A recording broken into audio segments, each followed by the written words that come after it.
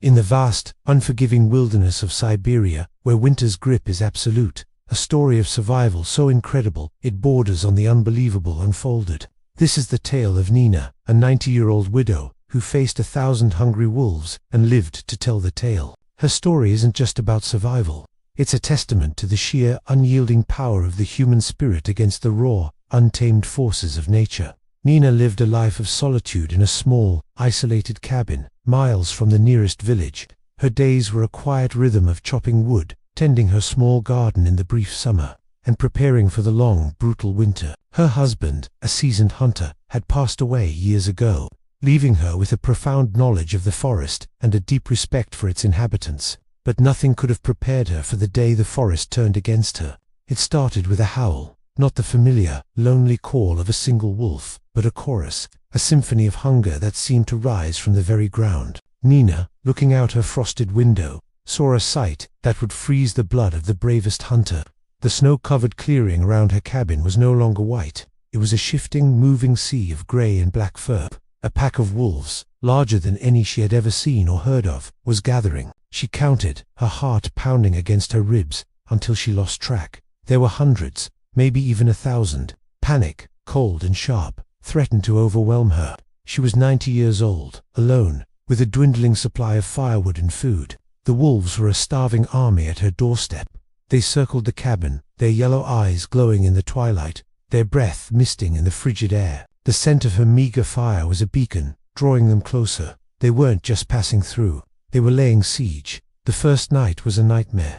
The sound of scratching claws on the wooden walls, the low growls vibrating through the floorboards, the constant, unnerving presence of the pack just inches away. Sleep was impossible.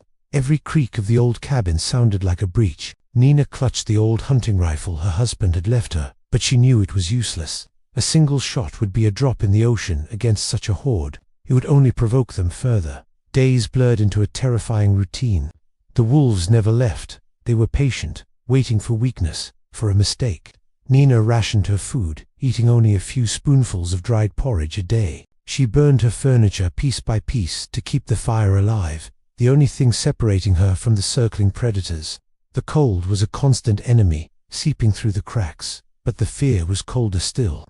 She would talk to herself, to her late husband, her voice a fragile whisper in the besieged cabin, just to keep her sanity from fraying. As her resources dwindled, desperation sparked an idea. It was a wild, desperate gamble, born from a lifetime of living alongside nature, not fighting it. She remembered her husband's stories, old tales of how animals communicated, how they respected strength and understood signals that humans had long forgotten. She couldn't fight them with force, so she had to try to speak their language. Gathering the last of her strength, Nina did something extraordinary. She opened her door just a crack. The alpha, a massive wolf with fur the color of ash, stood just feet away, its gaze locking onto hers. There was no fear in its eyes, only cold, intelligent assessment. Instead of screaming or trying to slam the door, Nina did what her instincts screamed at her to do. She held its gaze. Slowly, she began to hum. It wasn't a song, but a low, steady sound, a vibration that came from deep within her chest. It was a sound of calm, of peace, not of fear or aggression. She poured all of her remaining will into that hum, trying to convey a single message. I am not a threat. I am a part of this land, just like you. I am old, and I mean you no harm. The alpha tilted its head, a flicker of something unreadable in its eyes. The growling from the pack subsided slightly, replaced by an eerie silence. For what felt like an eternity, Nina stood there, humming to the leader of 1,000 wolves. She wasn't a trembling victim. She was a matriarch, an elder of a different species, communicating on a primal level. Then, as slowly as it had appeared, the alpha turned and trotted away. With a single, low howl, it gave a command, and the sea of fur began to move. The pack, as one, turned and melted back into the forest, disappearing as silently as they had arrived. The siege was over. Nina collapsed, her body finally giving in to the exhaustion and starvation, but her spirit was unbroken. When a passing hunter found her weeks later, weak but alive, her story seemed impossible. Officials were skeptical. A pack of 1,000 wolves, a 90-year-old woman surviving by humming. It sounded like a fairy tale, but the evidence was undeniable. The area around her cabin was covered in thousands of wolf tracks, a silent testament to the siege she had endured. Nina's story spread like wildfire, a modern legend of the Siberian wilderness. It's a powerful reminder that sometimes the greatest strength isn't found in confrontation, but in understanding.